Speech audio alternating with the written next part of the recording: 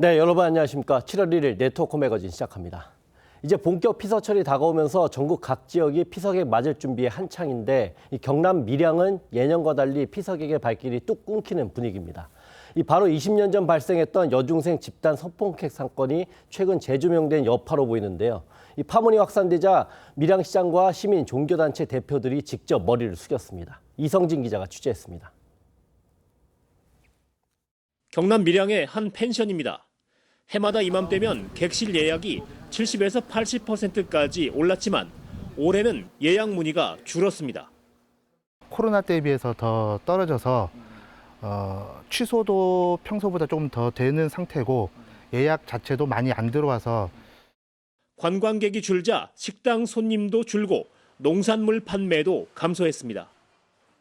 그 일에 잘 해결됐으면 한데 지금으로서는 또 재조명되니까 좀 안타까움 다른 밖에 없습니다. 20년 전 밀양에서 발생한 여중생 집단 성폭행 사건이 최근 인터넷을 중심으로 다시 거론되면서 밀양시청 홈페이지에는 성폭행 도시라는 비난이 쏟아졌습니다. 도시 전체로 파문이 확산하자 밀양시장과 원로 80여 개 시민단체 대표들이 직접 사과에 나섰습니다. 피해자와 그 가족, 국민의 마음을 챙기지 못했다며 고개를 숙였습니다. 우리 모두의 잘못이기도 합니다. 아이들을 잘 가르치고 올바르게 이끌어야 했음에도 어른으로서 역할을 제대로 하지 못했습니다. 밀양시는 범죄 예방과 안전한 도시 만들기에 최선을 다하겠다고 강조했습니다. 경찰은 이 사건과 관련해 허위 사실을 유포한 유튜버를 처벌해달라는 고소와 진정 140건을 접수해 50여 명을 수사하고 있다고 밝혔습니다. TV조선 이성진입니다. 내년에 우리나라에서 열리는 아시아태평양 경제협력체 에이펙 정상회의 개최 도시로 경북 경주시가 공식 선정이 됐습니다. 이제 내년 11월 21개국 정상들이 경주를 찾게 되는데 경상북도와 경주시는 남은 기간 동안 철저한 준비를 약속했습니다. 이심철 기자가 보도합니다. 천막을 걷자 2025 에이펙 정상회의 유치를 알리는 조형물이 모습을 드러냅니다. 경북 경주가 내년 에이펙 정상회의 개최 도시로 공식 선정됐습니다. 불국사, 석굴암, 첨성대, 동궁과 월지, 월정교 등의 21개국 정상들과 내빈들이 함께하는 모습을 그려보면 그 감동은 배가 될 것입니다. 정상회의 유치에 성공한 경주시는 그야말로 축제 분위기입니다. 거리 곳곳마다 축하 현수막이 내걸렸습니다. 경주는 봄, 가을이 너무 이쁜 도시잖아요. 1년 동안 착실히 준비해서 아름다운 경주를 전 세계에 알릴 수 있는 계기가 되었으면 좋겠습니다. 에이펙 정상회의까지 남은 기간은 1년 4개월 남짓. 경주시는 짧은 시간에 최대의 효과를 낼 수 있도록 기존 행사장과 숙박시설을 업그레이드하고 도시미관을 정비한다는 계획입니다. 영어 간판도 하나도 없어요. KTX 역사에서 보문단지까지 이르는 모든 가로 환경들을 좀 더 이쁘고 세련되고 깨끗하게. 또 경상북도와 경주시는 관계기관과 협의해 에이펙 회의 기간에 KTX 운행을 늘리고 일부 도로 노선을 직선화하는 방안도 추진할 계획입니다. TV조선 이심철입니다.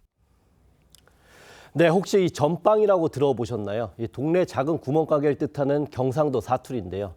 이 부산 동구에서는 취약계층이 생필품을 무료로 가져갈 수 있는 희망 나눔 전빵이 있는데 이 어떤 곳인지 하동훈 기자가 직접 가봤습니다.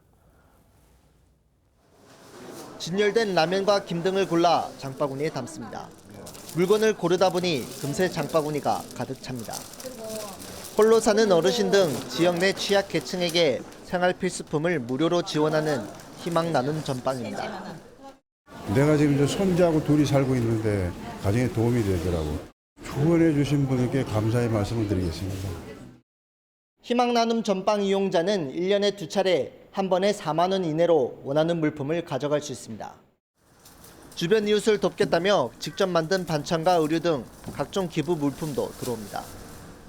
요양원을 운영하시는 분들이나 또 우리 주위에 장사하시는 분 또 그 주위에 독재가 분들이 오시면 보고 많이 기부해 주십니다.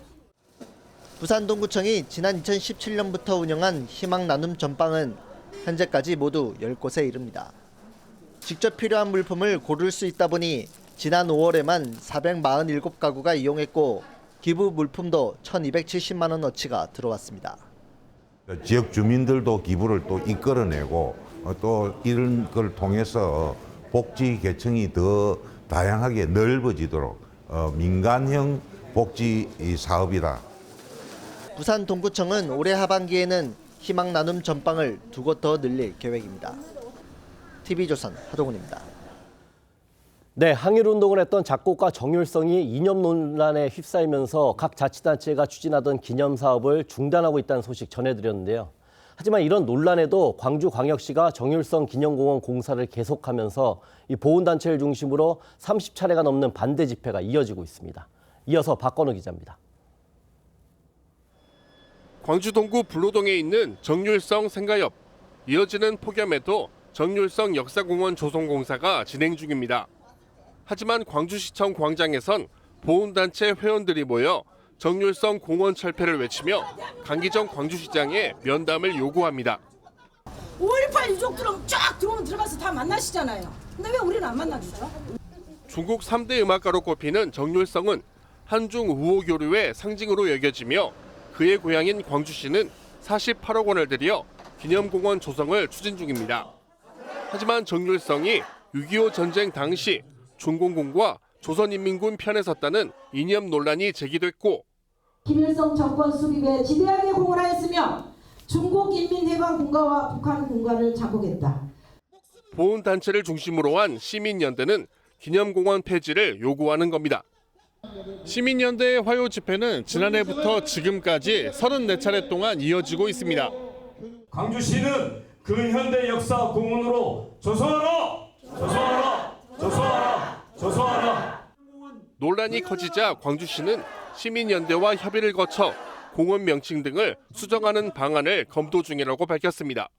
TV조선 박고루입니다. 네, 석탄을 캘 때 나오는 부산물이 있는데요. 바로 경석이라는 검은 돌덩어리입니다. 그런데 이 경석은 그동안에는 이 폐기물로 분류돼 활용할 수가 없었는데 최근 그 규제에서 풀려나면서 이 새로운 황금알이 될 것이란 기대를 모으고 있습니다. 이승훈 기자입니다. 석탄을 캘 때 나오는 검은색 돌덩어리들, 채탄 부산물인 경석입니다. 무연탄으로 쓰기엔 품질이 낮아 그동안에는 법정 폐기물로 분류돼 활용도 반출도 개발도 어려웠습니다. 사용하지 못하고 방치된 경석은 우리나라에 2억 톤이나 됩니다. 하지만 강원도는 경석의 활용 가치가 높다고 판단하고 20여 년 전부터 규제 개선을 요구해왔고 지난 3월 윤석열 대통령의 인생 토론회 때도 이 내용을 건의했습니다. 폐기물에서 제외되면 그걸 이제 제품을 생산을 해가지고 판매하는 자원 산업 같은 경우는 경석을 활용하는. 그 결과 최근 행안부와 환경부, 강원도 태백시가 협약을 맺고 석탄 경석을 폐기물에서 제외하기로 했습니다. 이제는 건설 자재는 물론 단열재, 세라믹 등 신소재 원료로도 활용될 수 있는데 이미 연구기관에선 20여 개의 시제품도 개발됐습니다. 고난도 기술을 적용할 수 있는 환경치유 소재라든지 그다음에 이제 단열재들 이런 부분들도 애물단지로만 취급받던 경석이 규제에서 풀리면서 원료 판매와 기업 유치 등으로 총 7천억 원 이상의 지역 경제 효과가 기대됩니다. TV조선 이승훈입니다. 네, 토크 초대석 순서입니다. 이 세계 최고의 관악기 연주자들이 오는 16일 내한합니다. 바로 경기도 광주에서 열리는 세계 관악 컨퍼런스에 참가하기 위해서인데 이 국내에서 처음 열리는 음악 축제에 대해서 이 방세한 광주시장과 한번 얘기를 나눠보겠습니다. 네, 안녕하세요. 예, 안녕하세요. 방세한 시장입니다. 네, 방금 제가 말씀드린 이 세계 관악 컨퍼런스가 광주에서 열리는데 예. 우선 어떤 행사인지 한번 설명 좀 해주시죠. 예, 세계 관악 컨퍼런스는 이제 와스비라고 세계 관악협회에서 주관하는 국제적인 행사인데요. 네. 2년 만에 열리는 이제 관악계 이제 올림픽이라고 그럽니다. 그래서 전 세계 이제 관악 특히 이제 연주인이라고 그러죠. 연주가들이 이제 모여가지고 그런 연주도 하고 그런 학술회의도 하고 네네. 그리고 전시도 하고 네. 그런 다양한 그런 분야들을 가지고 아주 종합 세트라고 할까요? 그렇게 해서 열리는 그런 행사로 보시면 될 겁니다. 네, 이게 국내에서 처음 열리는 행사인데 이 행사를 개최하면서 어떤 효과를 기대하고 계십니까? 아무래도 우리나라에서는 처음 열리는 그런 행사고 그리고 이제 아시아에서도 13년 만에 열리는 그런 아주 의미 있는 그런 이제 행사가 되겠습니다. 그래서 제가 취임하자마자 이런 제안이 들어와서 저희가 적극적으로 이제 추진 의사를 밝히고 제가 재작년 제 19회 이제 체코 프라하에서 있었던 그런 세계 관악 컨퍼런스에 이제 참가를 하면서 총회 승인을 받고 오늘이 이제 거의 이제 며칠 안 남은 그런 시간을 갖게 된 거죠. 네, 이게 16일부터 5일 동안 열린다고 하던데 뭐 어떤 일정들이 있는지 좀 소개해 주시죠. 본 일정은 이제 16일부터 이제 20일까지 그런 열리게 돼 있습니다. 그 16일부터 20일까지 열리는 것에 대해서는 이제 메인 이제 행사라고 할 수 있는 그런 공연이 있습니다. 이제 그 공연은 이제 세계 관악 협회에서 엄선해서 이제 8개국에서 13개 단체가 공연을 펼치는 거고 그 사이에 이제 어떤 갈라쇼 형식도 있어요.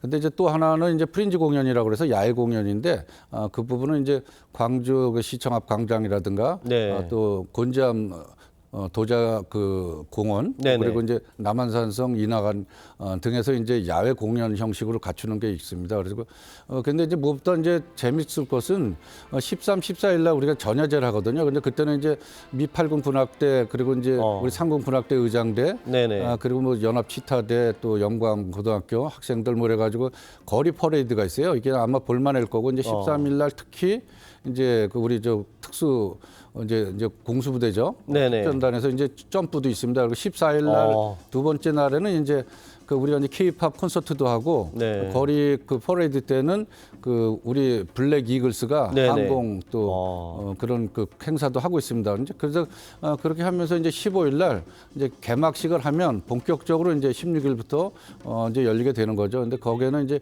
와요라고 세계에서 그래도 유망한 그런 청소년들을 그 악기별로 이렇게 모집을 해가지고 연습을 시켜서 마지막 날 공연을 하는 게 있습니다. 이제 그 부분이 아무래도 그 우리 세계 관악협회에서 추구하고자 하는 그런 이제 의미가 아닐까 이런 생각을 해봅니다. 아마 광주 오시면 우리 그동안에 우리나라에서 보지 못했던 그러한 다양한 그런 관악의 세계를 아마 맛보실 수 있을 것 같습니다. 예. 이제 화제를 좀 바꿔서 이 광역 교통망 개선 구축 사업도 하고 계신다고 하는데 이게 어떤 내용입니까? 저희가 인구가 40만을 넘었습니다. 그리고 이제 아무래도 수도권이다 보니까 이제 뭐 도시구조의 팽창성이라든가 이런 부분이 있었는데 인프라가 쫓아가지를 못하는 거예요. 그래서 이제 광역 이제 철도망이라든가 국가 철도망 계획에 맞춰서 저희들이 이제 수서 광주선은 이제 지금 현재 착공에 들어가서 이제 머지않아서 이제 준공까지 갈 계획으로 갖고 있고요. 그리고 이제 미래 3동선은 이제 성남시하고 잘 협업해서 이제 추진 중에 있고 그리고 이제 경강선 연장은 이제 또 용인시하고 또 연결돼 있는 부분이라 이제 그것도 이제 그렇게 잘 하고 있고 대통령 선거 공약 때도 걸었던 이제 GTX D 노선 이 부분도 저희들이 좀 잘 준비를 하고 있습니다. 그리고 또 하나는 이제 오포 관련해서 이제 신현 능평 지구가 상당히 이제 과밀 지역이거든요. 그래서 그쪽 분야는 이제 판교 오포선이 이제 광역철도망 종합계획에 집어넣어서 열심히 이제 준비를 하고 또 그것대로 이제 철도 계획은 갖고 가면 아마 2030년이면 전국 철도 시대를 광주역으로부터 열리지 않을까 이런 기대를 갖고 있고요. 이제 도로 교통망도 이제 우리가 계획대로 차질 없이 진행하면서 요즘 이제 그 신현동에서 양재 가는 이제 그 수요응답형 콜버스라고 이제 상당히 좀 그 인기가 있습니다. 그리고 이제 관내에서 이제 면 단위, 읍면 단위를 다닐 수 있는 이제 톡버스라고 하나의 이제 콜택시 형식이죠.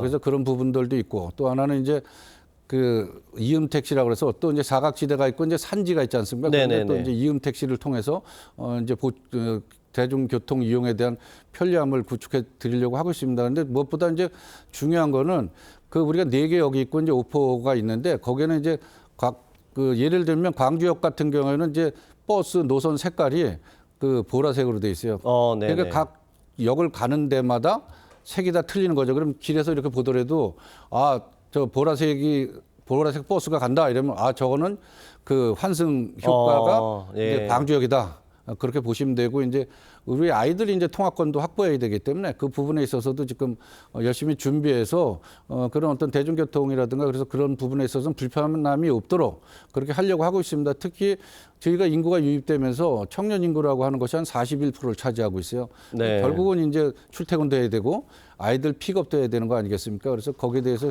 좀 더 저희가 많은 신경을 좀 쓰고 있습니다. 네, 짧게 하나만 더 여쭤보면요.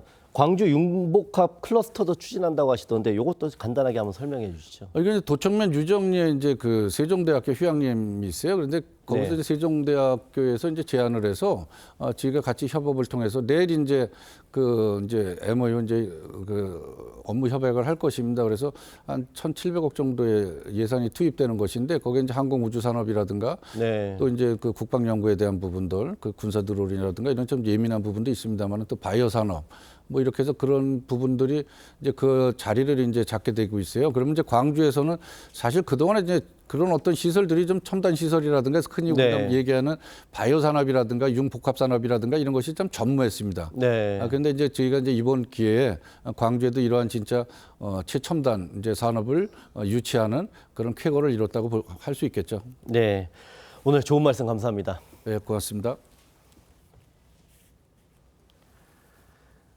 네, 거대한 달 모양의 가스기구인 서울의 달이 이번 달부터 서울 여의도 상공에 떠오릅니다. 서울시와 서울관광재단은 오는 6일 여의도공원에서 서울의 달 개장식을 열 예정입니다. 서울달은 이날부터 다음 달 22일까지 시범 운영을 거쳐 8월 23일 정식 개장에 유료 탑승으로 운영이 됩니다. 기구 몸체가 지면과 케이블로 연결되는 계류식 가스기구인 서울달에는 한 번에 최대 30명까지 탑승할 수 있고 지상 130m 상공에서 약 8분간 머물며 서울의 낮과 밤을 조망할 수 있습니다. 네, 오늘 네트워크 매거진 여기서 마치겠습니다. 다음 주 월요일에 다시 찾아뵙겠습니다. 감사합니다.